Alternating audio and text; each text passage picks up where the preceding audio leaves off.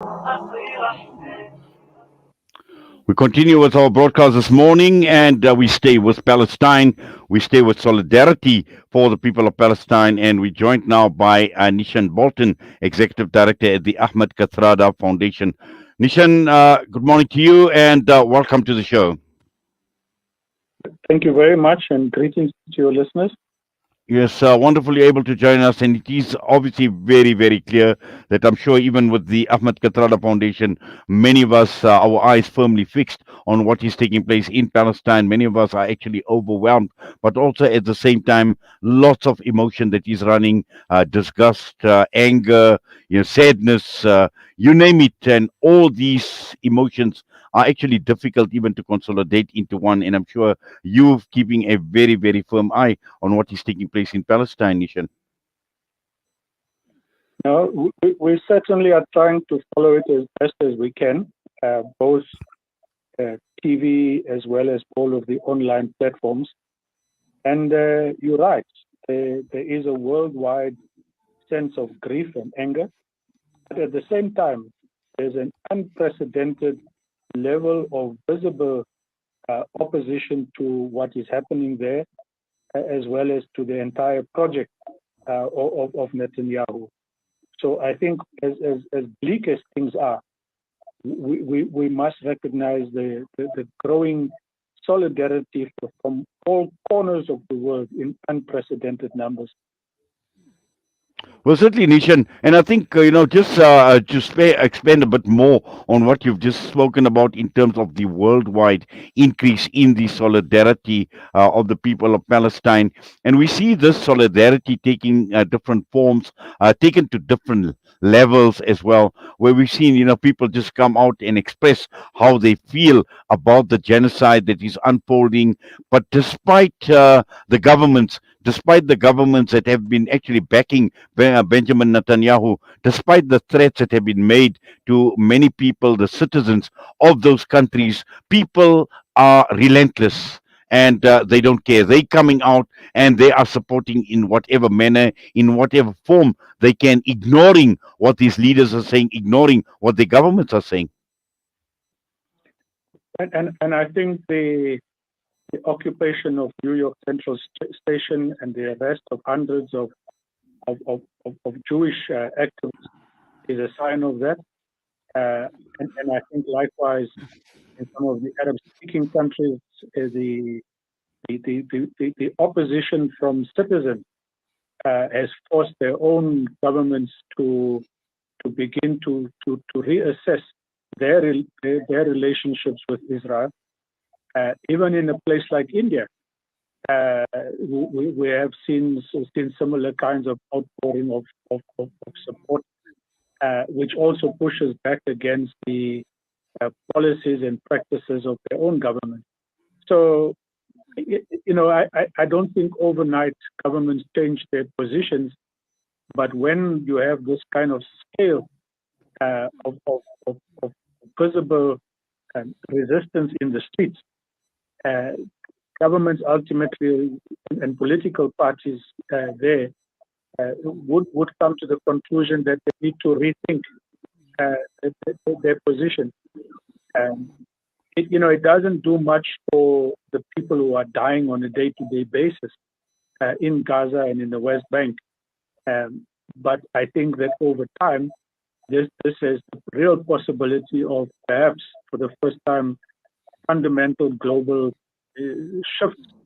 And we can only hope that you do see a global, an organized global position towards Israel that leads towards lasting peace there. Well, certainly, Nation, and I think as time is going, as the days are going, and when one looks at the narratives that came out here initially with regard to Hamas and the narratives of the mainstream media, the narratives of Israel, Benjamin Netanyahu, those governments that supported, and all of that, those narratives seem to be changing because I think people are actually starting to come to reality on the ground. And when they see all this brutality, this carnage that is unfolding, when they see these horrific visuals right across the entire world, there seems to be a change in mindset. In fact, even when one looks at some of the calls where international law is now under the radar, it's coming under scrutiny. We've seen many calls of late, and especially in the last few days, and people already starting to think about criminal prosecution. They're talking about the International Court of Justice. All of that is starting to surface a lot more as the days go by, and at the same time, while this carnage still continues.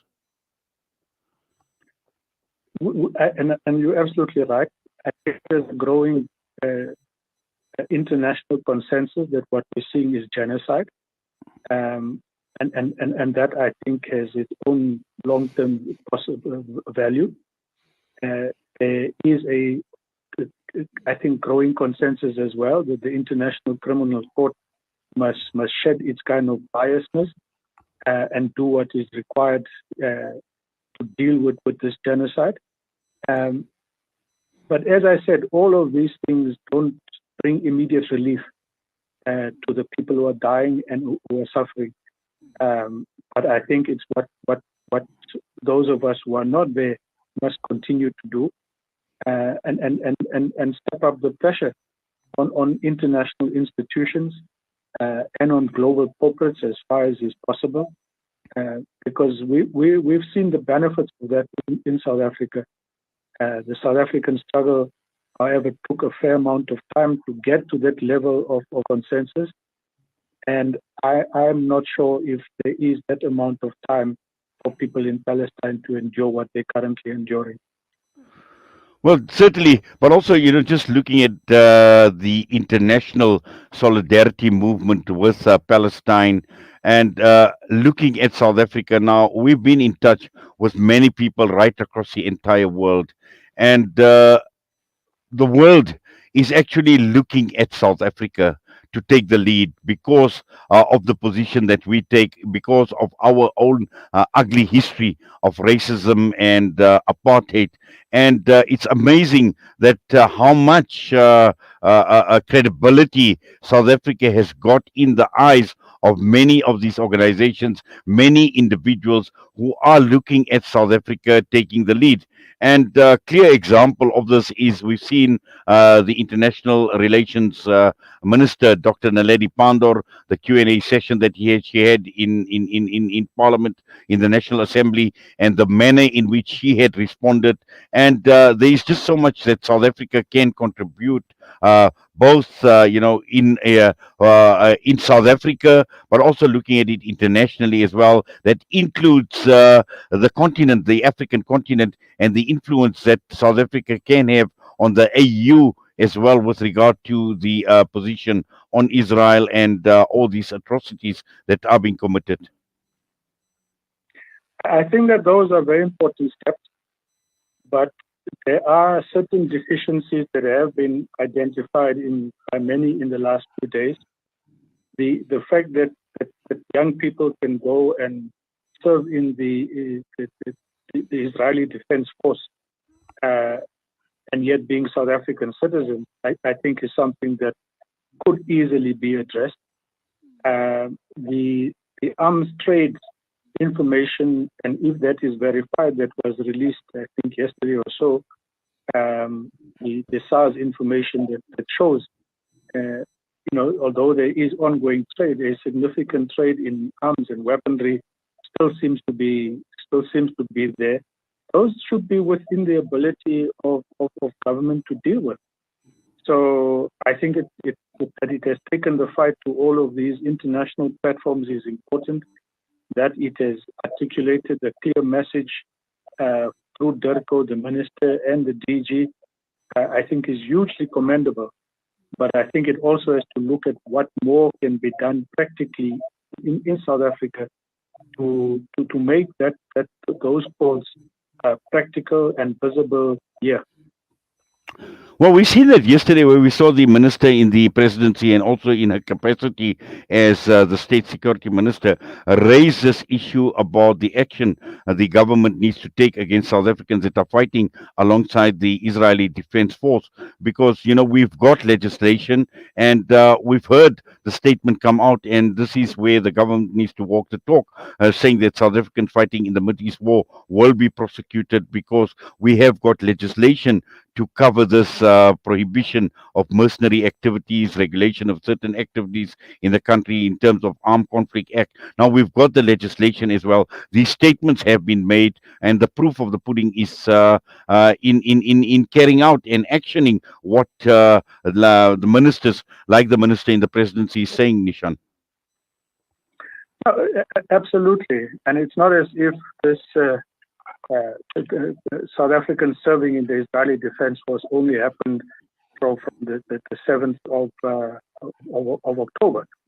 This has been going on for an extremely long time.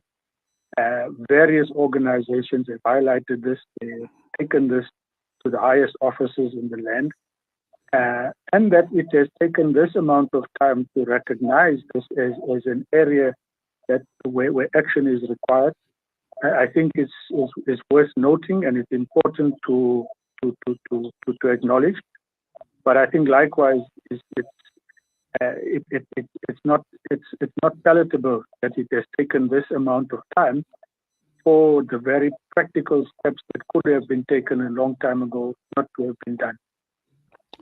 Well, Nishan, let's see obviously what develops, and I'm sure you and I will stay in touch as well. Salam Media will stay in touch with you, and obviously looking at Ahmed Kathrada Foundation in terms of your solidarity campaigns as well. We definitely will follow that. But for now, we thank you. We do appreciate you taking time out, talking to us right here on Salam Media. All the best to you.